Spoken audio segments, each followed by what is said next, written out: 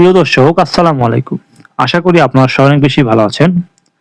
আজকে আমি যে বিষয় নিয়ে আলোচনা করব তা হচ্ছে আওয়ামী লীগের সময় শেখ হাসিনা বড় বড় অনেকগুলো প্রকল্প করার পর তার প্রায় ১.৫ লাখ কোটি টাকা ঋণ হয়।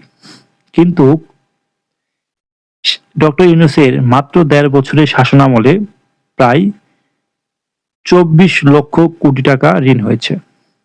এটি কখনোই ছোট কোনো বিষয় নয় এবং ডক্টর ইউনূস কোনো ধরনের প্রকল্প এবং কোনো ধরনের কাজ করেনি, কোনো ধরনের উন্নয়ন করেনি। তবুও কেন এই বিশাল একটি অঙ্ক ঋণ করেছে ডক্টর ইউনূস, সেই প্রশ্ন কিন্তু সাধারণ মানুষের মনে ঘুরপাক খাচ্ছে। এই বিশাল বড় এই যে ঋণটি করেছেন ডক্টর ইউনূস, কোন কোন খাতে করেছেন তার কিন্তু কোনো ধরনের সঠিক তথ্য তারা দিতে পারেনি।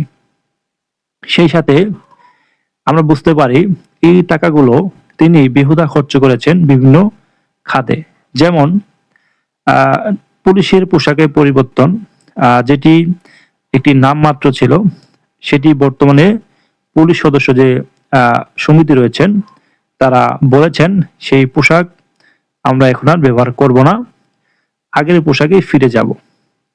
এই যে পোশাক পরিবর্তন করার জন্য যে অনেকগুলো টাকা ব্যয় করা হলো, এই টাকা কিন্তু দুর্নীতি করেছেন এবং সেই টাকা পোশাকের পরিবর্তনের নাম করে তারা আত্মসাৎ করেছেন।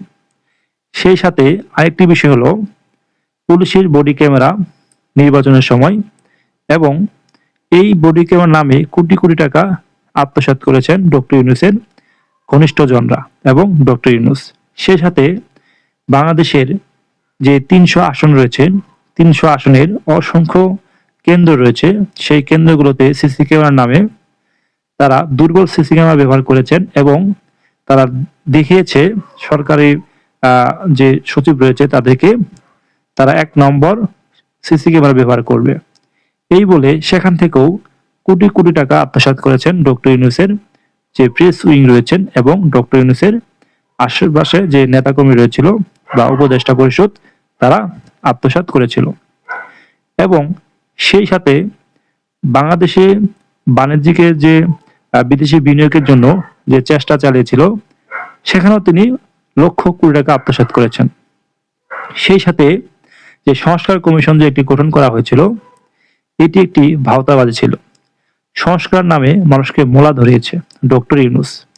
সংস্কারের কোনো কিছুই বাংলাদেশে হয়নি এবং বর্তমানে আমরা দেখতে পেয়েছি, এবং ডক্টর ইউনূসের যে ১.৫ বছর শাসনামল ছিল, সেই শাসনামলও কোনো ধরনের পরিবর্তন হয়নি, কোনো ধরনের সংস্কার হয়নি। এই সংস্কার নামে কোটি কোটি টাকা তারা আত্মসাৎ করেছেন। বাংলাদেশের ভিতরে যে অসংখ্য যে মিল কারখানা বন্ধ হয়েছে, তাদের থেকে অতিরিক্ত টাকা নেয়ার জন্য এই ডক্টর ইউনূস বিভিন্ন গার্মেন্টস সেক্টর থেকে তারা এই চাঁদা দাবি করত এবং চাঁদা নিত। সেজন্য বাংলাদেশে প্রায় ৩০০-র অধিক গার্মেন্টস ফ্যাক্টরি এখনো বন্ধ রয়েছে। বিদেশি বিনিয়োগ কমে গিয়েছে। ডক্টর ইউনূসের যে ১.৫ বছরের শাসনামল, এই শাসনামলের ভিতরে কোনো ধরনের উন্নয়ন করতে পারেনি, এবং কি আইন শৃঙ্খলা রক্ষাকারী বাহিনী তারাও কখনো শক্তভাবে কাজ করতে পারেনি। ডক্টর ইউনূসের আমলে অসংখ্য মানুষ মারা গিয়েছে ছিনতাইয়ের কবলে, এবং অসংখ্য মানুষের ঘর থেকে স্বর্ণালংকার টাকা হারিয়েছে, এবং পুলিশ সদস্যরা একদমই বসেছিল। সেই সাথে সেনাবাহিনী ম্যাজিস্ট্রেসি পাওয়ার নিয়ে তারা কোন ধরনের অবৈধ অস্ত্র উদ্ধার এবং সন্ত্রাসী মাদক কারবারি তাদেরকে ধরতে পারেনি এবং শাস্তির আওতায় আনতে পারেনি।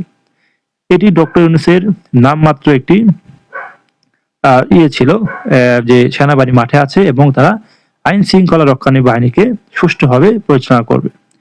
এই যে সকল ধরনের কাজগুলো তিনি করেছেন, সকল কিছুই তার একটি মূল উদ্দেশ্য ছিল, এই ১.৫ বছরে তিনি টাকা আত্মসাৎ করবেন, সেই সাথে তিনি বিদেশে পাচার করবেন। তাদের উপদেষ্টা পরিষদের বেশিরভাগ যে উপদেষ্টা রয়েছে তারা এই কাজগুলোই করেছেন এবং তারা শুধু টাকা আত্মসাৎ করেছেন, এটি আমরা বুঝতে পারি বিভিন্ন মাধ্যম থেকে, বিভিন্ন ধরনের কার্যকলাপ থেকে।